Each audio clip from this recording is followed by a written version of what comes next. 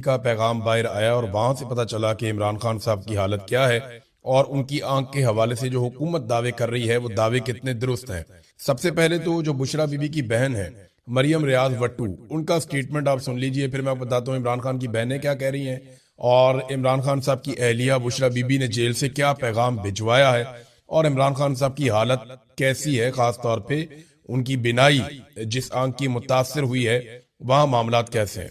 एक तो मैं पहले आपको ये क्लियर कर दूं कि जो प्रेस रिलीज जारी की गई अस्पताल की इंतजामिया की जानिब से, यानी पिम्स ने रात गए एक प्रेस रिलीज जारी की थी। हालांकि रात गए कौन जारी करता है, कोई पीआरओ भी नहीं होता, कोई डिपार्टमेंट भी नहीं होता, लेकिन वो पहले से ही बनाया हुआ एक पेज उन्होंने जारी कर दिया था। तो वो जो पिम्स की जानिब से एक प्रेस रिलीज जारी की गई उसमें इमरान खान साहब की आंख के हवाले से कोई तफसीलात मौजूद नहीं है, यानी उसमें नहीं बताया गया कि कितने % उनकी हालत आंख की बेहतर है और किस हद तक बेहतर है। तो ऐसी कोई रिपोर्ट हमारे सामने नहीं है जिसमें हुकूमत ये दावा कर रही हो या डॉक्टर्स ये दावा कर रहे हो कि इमरान खान साहब की आंख ठीक हो रही है या पहले से बेहतर है या बेहतरी की तरफ जा रही है। अब मरियम रियाज वट्टू साहबा का जो स्टेटमेंट है वो कहती है मेरी भाभी और बुशरा बीबी की बेटी के खानदान ने बुशरा बीबी से मुलाकात की और चूंकि खान साहब को कल रात ही दूसरी इंजेक्शन लगाई गई है इसलिए अभी ये कहना कबल वक्त है कि इसका कोई असर हुआ है या नहीं। इनकी आंख अभी भी सूजी हुई है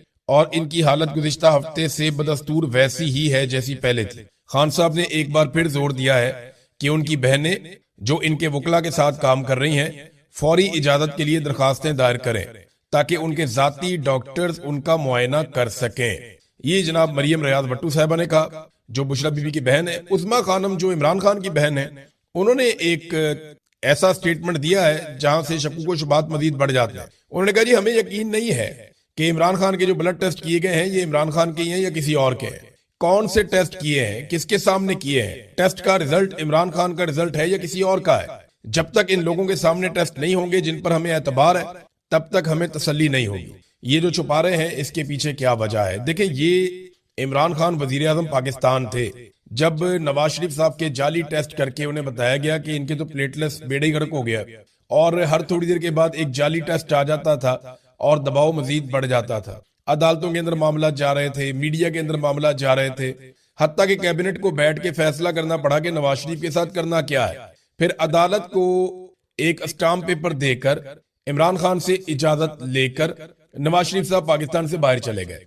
फिर एस्टेब्लिशमेंट के जो बहुत करीबी शख्स हैं फैसल वाडा, बल्कि वो खुद एस्टेब्लिशमेंट के अंदर ही होते हैं, तो फैसल वाडा ने ये इंकशाफ किया कि नवाज शरीफ का जो खून था वो नवाज शरीफ का नहीं था, बल्कि कुछ लोगों ने यहां तक बताया कि वो किसी जानवर का खून था और नवाज शरीफ की जाली रिपोर्टें बनाई गई थी। और हत्ता के फैसल वाडा ने कहा वो रिपोर्टें तो घर बैठकर बनाई गई थी, उनका तो किसी लेबोरेटरी से ताल्लुक कोई नहीं था, तो जाली रिपोर्टें नवाज शरीफ की बनाई गई थी। तो जिन्होंने नवाज शरीफ की जाली रिपोर्टें बना के उस वक्त के वजीर आजम इमरान खान को धोखा दिया, आज वही इमरान खान जेल के अंदर है तो वो अब धोखा नहीं दे सकते?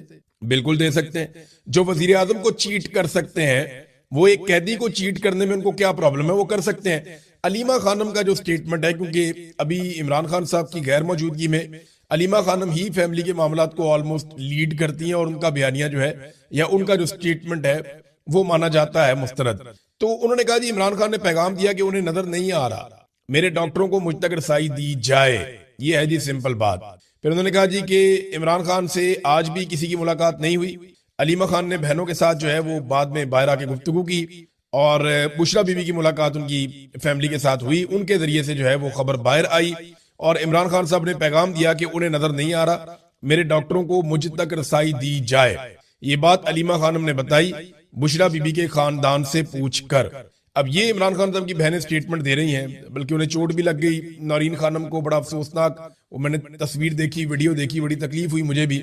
एक और खातून थी सद्दफ, उनको ज्यादा चोट लगी है, वो हॉस्पिटलाइज भी हो गई हैं, लेकिन अल्लाह का शुक्र है कि वो बचत हो गई, जान बच गई और कोई ऐसा नुकसान नहीं हुआ जिसकी भरवाई नहीं हो सकती। लेकिन ये खवातीन है तो रियासत को जो है वो इस तरह का रवैया नहीं रखना चाहिए, बहुत ही बदनसीबी है जो इस वक्त किया जा रहा है। बहरहाल इमरान खान साहब की जो रिपोर्टें हैं वो उनकी फैमिली के साथ शेयर नहीं की जा रही।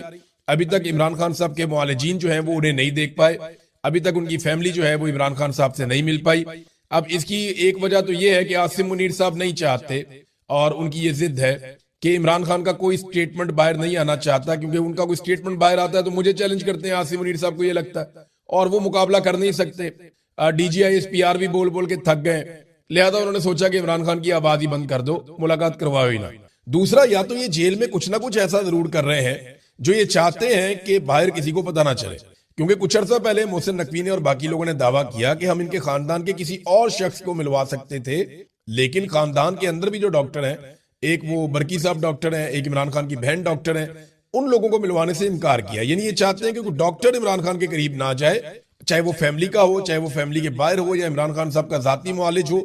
सिर्फ सरकारी डॉक्टर जिनको चुना जाएगा वही डॉक्टर जाएंगे और जाकर इमरान खान साहब को देखेंगे। अब वहां सोर्सेज से खबरें बाहर आती रहती हैं, इससे पहले भी आती रही हैं, आइंदा भी आती रहेंगी, आपको पता चल जाएगा। दूसरी जानिब नादरीन, जो इमरान खान साहब की रिहाई के लिए इमरान खान रिहाई अमन फोर्स बनाने का ऐलान किया था सुहेल आफरीदी ने, उसके ऊपर बहुत रोला पड़ गया है। पार्टी का एक धड़ा जो है वो डट गया है कि हमें तैयारी करनी चाहिए, नौजवानों को इकट्ठा करना चाहिए, बड़े पैमाने पर एक ताकतवर फोर्स नौजवानों की तैयार करनी चाहिए और बगैर लड़े पुरअमन तरीके से एहतजाज करके और एक मुनज़्ज़म तरीके से इमरान खान साहब की रिहाई का रास्ता निकालना चाहिए। तो अब इसका नाम बदलने की बातचीत हो रही है, क्योंकि लफ्ज फोर्स जो है उस पर लोगों को एतराज आ गया कि जनाब ये फोर्स कैसे हो सकती है, तो फोर्स का लफ्ज इस्तेमाल ना किया जाए, तो इसका कोई और लफ्ज इस्तेमाल किया जाए। अब इस पे बहस हो रही है, कुछ लोग डट गए हैं, कुछ लोग जो है वो नया स्टेटमेंट दे रहे हैं। लेकिन इस पे जुनैद अकबर साहब ने एक बात की है। जुनैद अकबर साहब का कहना है, रिहाई फोर्स के नाम पर पार्टी में इख्तिलाफ राय है, हम अब भी चाहते हैं कि मुज़ाकरात हों, लेकिन जब आप हमें दीवार के साथ लगाएंगे तो हमारे पास ऑप्शन ही क्या बचता है, हमारे पास वक्त बहुत कम है। तो उन्हें एहतजाज करना पड़ेगा, वो भी इस बात को समझते हैं। एक तरफ तो यह एहतजाज का मामला बढ़ता जा रहा है, दूसरी तरफ पाकिस्तान में दहशतगर्दी कंट्रोल नहीं हो पा रही और पाकिस्तान की इंटेलिजेंस एजेंसीज दहशतगर्दी को रोकने में नाकाम है। यानी वो कोशिश करते हैं, कुछ वाकयात रुक भी जाते हैं, लेकिन वाकयात लगातार बढ़ते चले जा रहे हैं दहशतगर्दी के, और इसी की वजह से पाकिस्तान ने अफगानिस्तान के अंदर दहशतगर्दों के कुछ ठिकानों के ऊपर अटैक किया। पाकिस्तान का कहना है कि वहां बड़े पैमाने पर दहशतगर्द मारे गए, जबकि अफगानिस्तान का यह कहना है कि वहां पे सिविलियंस की हलाकतें हुई हैं। इंडिया जो है वो अफगानिस्तान के नैरेटिव को सपोर्ट कर रहा है, जैसा कि हम सबको पता था। तो अभी एक और दहशतगर्दी का वाकया हुआ, ये बड़ा खौफनाक इंसिडेंट हुआ है भक्कर, ये खैबर पख्तूनख्वा और पंजाब को मिलाने वाली बैन सूबाई दाजल चेक पोस्ट है एक, वहां पर खुदकुश हमला हुआ। बाकायदा इसकी वीडियो भी आ चुकी है कि कैसे वो खुदकुश हमलावर जो है वो आराम से चलता हुआ आता है और पुलिस के पास पहुंच के चेक पोस्ट के पास वो अपने आप को धमाके से उड़ा देता है। अच्छा, यहाँ पे 3 पुलिस एहलकारों की शहादत की इत्तला मिली इब्तदाई तौर पे, और कई पुलिस वाले जो है वो वहां पे जख्मी भी हो गए, उन्हें अस्पतालों में मुंतकिल किया गया। तो ये अफसोसनाक वाकया, भक्कर तक दहशतगर्द हैं, कुछ और इलाकों में भी पहले दहशतगर्दी के वाकयात तवातर के साथ हो रहे हैं। इस्लामाबाद में दहशतगर्दी के 2 बड़े वाकयात हुए हैं। ये बड़ी अफसोसनाक सूरत हाल है पाकिस्तान में, और पाकिस्तान के सिक्योरिटी इदारों और एजेंसियों के लिए बड़ा चैलेंज है। अब एक चीज मैं आपके सामने और रखना चाहता हूं नाजरीन, के पाकिस्तान जो है वो दहशतगर्दी के तमाम वाकयात का इल्जाम फितनतुल हिंदुस्तान के ऊपर लगाता है कि ये फितनतुल हिंदुस्तान है, फितनतुल खवारिज, फितनतुल हिंदुस्तान। तो मामला ये है कि अफगानिस्तान के ऊपर तो हम अटैक करते हैं, और अफगानिस्तान के साथ तो हमने तिजारत बंद कर दी है, वो इसलिए कि ये फितनतुल हिंदुस्तान के जो दहशतगर्द हैं वहां से आते हैं, लेकिन फितना तो हिंदुस्तान का है पाकिस्तान के बकौल। तो पाकिस्तान अफगानिस्तान के साथ तो तिजारत बंद कर गया, लेकिन जहां से ये दहशतगर्द सपोर्ट जहां से मिलती है, जहां से पैसा मिलता है, जहां से वो ट्रेंड होते हैं बकौल पाकिस्तानी इंटेलिजेंस एजेंसियों की रिपोर्टों और पाकिस्तानी रियासत और हुकूमती इदारों के और हुकूमत के बयानिए के मुताबिक, तो उनके साथ तिजारत पाकिस्तान ने बंद नहीं की। यानी अफगानिस्तान के साथ हमने तिजारत इस लेवल तक बंद कर दी है कि इस वक्त सूरत हाल ये है कि गुज़िश्ता साल की निस्बत जो तिजारत हमारी पिछले साल $560 मिलियन थी, वो अब $228 मिलियन रह गई है, यानी आधी से भी कम हो गई है। तो अफगानिस्तान के साथ हमने तिजारत अब तो मुकम्मल ही बंद की हुई है, जबकि हिंदुस्तान के साथ हमारी तिजारत अभी भी जारी है। और जो हिंदुस्तान के साथ हम तिजारत करते हैं, इसमें पाकिस्तान से ज्यादा हिंदुस्तान को फायदा होता है। तो देखें हमारी कैसा हमारा मौक़िफ़ है और कैसी हमारी पॉलिसी है कि फितनतुल हिंदुस्तान तो हम कह देते हैं कि हिंदुस्तान पाकिस्तान में दहशतगर्दी करवा रहा है, लेकिन अफगानिस्तान के साथ हम तिजारत बंद करते हैं जहां पे हमारा मुनाफा होता है, और हिंदुस्तान के साथ तिजारत हम जारी रखते हैं जहां पे हिंदुस्तान का मुनाफा होता है। कमाल नहीं कर रहे वैसे। बयानुल मरसूस तो आपने इंडिया के खिलाफ लड़ाई लड़ी थी, अब इंडिया में पटाखा भी चलता है तो वो पाकिस्तान के अंदर घुस के अटैक करते हैं, और पाकिस्तान के अंदर अगर फितनतुल हिंदुस्तान जो पाकिस्तान बार बार कह रहा है वो अटैक करते हैं, तो पाकिस्तान अफगानिस्तान में चला जाता है अटैक करने के लिए। तो जिसने हमला किया या करवाया या जो इसके पीछे है या जो मास्टरमाइंड है उसके पीछे पाकिस्तान नहीं जा रहा। ये भी एक पॉलिसी है जिसके ऊपर थोड़ा गौर करना पड़ेगा, क्योंकि लगातार पाकिस्तान में दहशतगर्दी हो रही है, वाकयात बढ़ते जा रहे हैं। ये देखें ना आप, तलाल चौधरी का स्टेटमेंट, ये बहुत ही अजीब स्टेटमेंट है। तलाल चौधरी दाखिला का वजीर मुमलिकत है। तलाल चौधरी का कहना है कि हम ये जंग दुनिया को दहशतगर्दी से बचाने के लिए लड़ रहे हैं। और भाई दुनिया अपने आप को खुद ही बचा लेगी, दुनिया बहुत सियाणी है। मुझे बताएं कब हुआ यहाँ पे यूएई के अंदर दहशतगर्द हमला, अबू धाबी के अंदर, सऊदी अरब के अंदर, मुझे बताएं ना कब वहां दहशतगर्दी होती है। ओमान में कब दहशतगर्दी होती है, बताएं ना। भाई दुनिया अपने आप को दहशतगर्दी से खुद ही बचा लेगी। ईरान ने अपने आप को बचाना होगा, खुद बचाएगा। चाइना ने अपने आप को दहशतगर्दी से बचाना होगा, खुद बचाएगा, वहां पे नहीं होती दहशतगर्दी। इंडिया ने अपने आप को बचाना होगा, खुद बचाएगा। सेंट्रल एशिया ने, यूरोप ने, अमेरिका ने, सबने अपने आप को दहशतगर्दी से बचाना होगा, तो सारे अपने आप को खुद बताएंगे। आप पाकिस्तान को बचाएं जिसके लिए आपको पैसा मिलता है, जिसके लिए पाकिस्तानी अपने खून पसीने की कमाई से, आपको टैक्स के पैसों से आपका पेट भरते हैं, आपको हर तरह की सहूलत लेकर देते हैं। आप पाकिस्तान को बचाएं। हम ये जंग दुनिया को दहशतगर्दी से बचाना है। भाई दुनिया अपने आप को खुद बचा लेगी।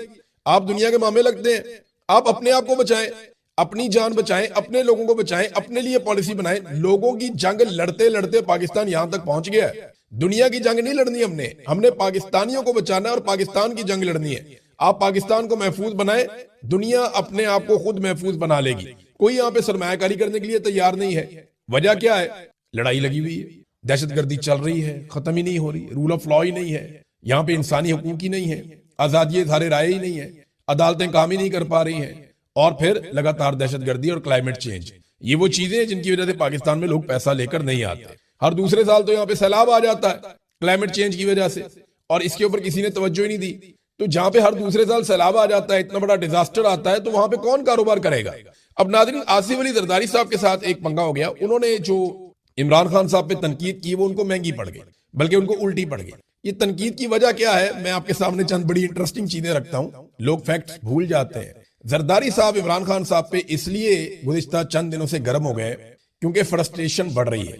हुआ ये कि जब इमरान खान साहब की हुकूमत बन रही थी ना 2024 के इलेक्शन के बाद, और जब धड़ाधड़ सीटें पाकिस्तान तहरीक इंसाफ जीत रही थी, जब ये 180 के करीब पहुंच गए थे, तो उस वक्त ना फटाफट चीफ इलेक्शन कमिश्नर को बुलवाया गया और फिर सबको राब्ता करके कहा गया कि भाई अगर आप इंसान के बच्चे बन जाते हैं तो आपको हम हुकूमत बना देते हैं, मिलके आपको हुकूमत बनानी पड़ेगी। आप में से किसी की भी अक्सरियत नहीं आ रही, अब हमें फॉर्म 47 जाली जारी करने पड़ेंगे। जब ये होता है तो ये हम ही भर लेते हैं। तो जो फॉर्मूला सामने आता है, जो यूसुफ रजा गिलानी और एक दो और लोग बता भी चुके हैं कि फॉर्मूला ये था कि 2.5 साल तक शहबाज शरीफ को वजीर आजम रखा जाएगा और 2.5 साल तक बिलावल को वजीर आजम रखा जाएगा।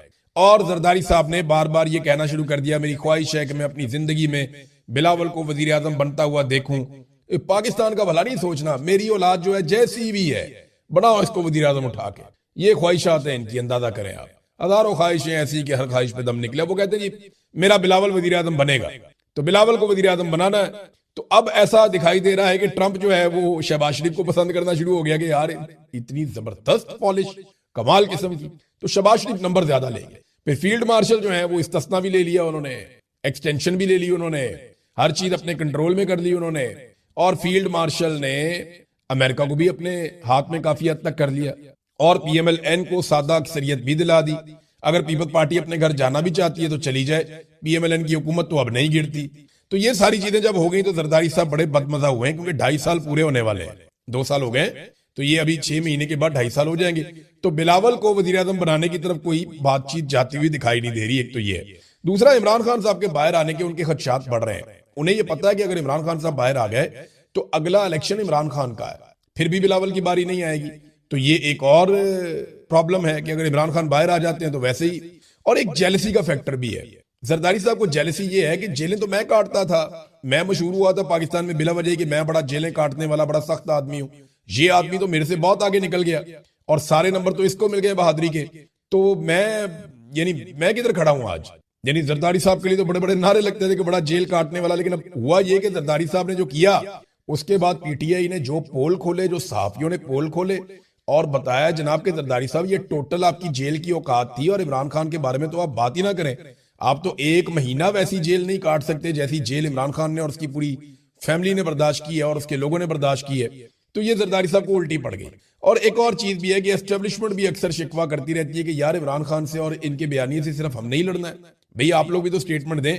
कभी वो पीएमएलएन को आगे करते हैं, कभी वो फजलुर रहमान को आगे करते हैं, कभी वो एमक्यूएम को आगे करते हैं, कभी वो एएनपी को आगे करते हैं, तो कभी पीपल्स पार्टी की भी बारी आती है ना, तो इनको भी वो आगे कर देते हैं। ये है नादरीन मामला जरदारी साहब का गुस्से में आने के पीछे। खबरें और भी हैं, लेकिन फिर आपके साथ शेयर करूंगा। बोर्ड ऑफ पीस के हवाले से डेवलपमेंट्स हो रही हैं और फौज भेजे जाने के हवाले से डेवलपमेंट्स हो रही हैं। ईरान के ऊपर एक हमले का पूरा माहौल बन चुका है, हत्ता कि इसराइल के अंदर भी अमरीकी तैयारे पहुंच गए हैं। पूरे रीजन में हर तरफ से अमेरिका ने अपने हथियार, अपने फौजी, अपने तैयारे, अपने बहरी जहाज वो फैला दिए और हर तरफ से उन्होंने सपोर्ट हासिल करने की कोशिश की है। और इस मरतबा एक और जो इंटरेस्टिंग चीज हुई वो ये कि सऊदी अरब ने अमेरिका को किसी किस्म की सपोर्ट ना देने का कहा, हत्ता कि ओमान भी सपोर्ट नहीं दे रहा, कतर भी इसमें गालिबन सपोर्ट नहीं देगा और कई ममालिक हैं। बरतानिया ने भी कह दिया कि अमेरिका को वो अपने अड्डे नहीं देंगे। यहाँ पे ईरान पे इस मरतबा अगर अटैक होता है तो इस बारे में यूरोपीय यूनियन भी इस मरतबा अमेरिका की बात उस तरीके से नहीं मान रहा। तो डोनाल्ड ट्रंप क्या अपने अहदाफ हासिल कर सकते हैं? सबसे बड़ा हदफ यह है कि ईरान में रजीम चेंज ऑपरेशन हो जाए, यानी वहां पे एक ऐसी हुकूमत आ जाए जो अमेरिका के मुताबिक चले। और इसराइल के लिए खतरात हमेशा